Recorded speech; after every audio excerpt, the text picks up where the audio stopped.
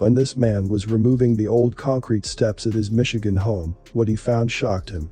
Olson was in the midst of removing the old concrete steps at his Michigan home when he discovered a bowling ball. He didn't think anything of it and kept working on his renovation until he found another ball, and then another ball.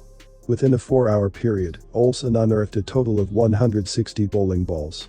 Each ball had the same engraving, Brunswick. I was shocked, concerned, and then curious, Olson told Inside Edition Digital. The bowling balls weren't in the best condition, and each had 2 spiral grooves cut into them. He said they all came in a variety of colors, but the majority of them were black. And most were the same size and diameter, but were varying weights. My first question was, why is this here? Was there any more? Are they composed of hazardous materials? And if so, how I would go about disposing of them? Olson said. Growing up, Olson remembered a Brunswick bowling ball plant was located in Muskegon, Michigan, not too far from where he lived. As a father of 3 young children, ages 1, 2, and 5, he said he wanted to make sure the balls weren't toxic and called Brunswick Bowling Products, who told him that the bowling balls, which were made in the 1950s, were indeed safe and could be disposed of.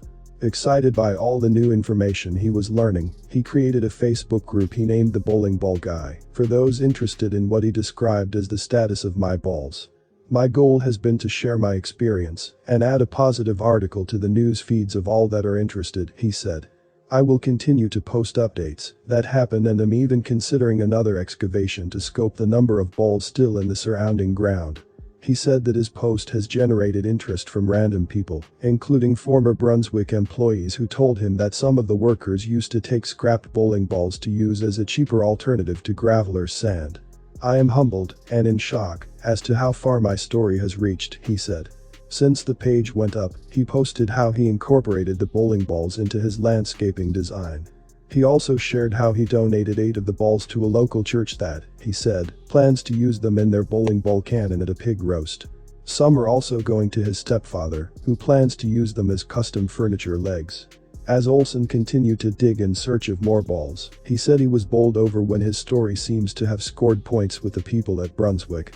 Olson said a global marketing representative sent him an email that he showed to Inside Edition Digital, which said that his bowling ball discovery was creating quite a buzz in the local and industry news, and then inquired if they Brunswick could get 1 or 2 of the balls for their offices. That would be great for conversation and nostalgia. Olson told Inside Edition Digital that he was hoping to negotiate a trade with the company and figured it may be a good time to play some hardball. I told them I will give them 2 of the more attractive balls I have in exchange for 2 new Brunswick bowling balls, Olson said. Olson said he hasn't heard back from Brunswick yet. Nevertheless, he is still waiting and is hopeful. Olson, who grew up near an AMF bowling alley and remembers spending many Saturdays playing cosmic bowling there, said, I have always wanted my own usable bowling ball and would like one for my wife as well, and maybe they could even throw in a bag so my wife and I can bowl in style. When asked what level he thought he was, he laughed and said, I am not very good at bowling, but did get a score of 200 once. He added, I would consider my bowling experience as a beginner and used it as more of social activity. In the meantime, Olson is doing all he can to make that deck become a reality. He launched his own GoFund, Help the Bowling Ball Man Fund, with hopes to raise funds to pay for the replacement of his patio and to build a new deck, and promises to document the entire process for all those who donate.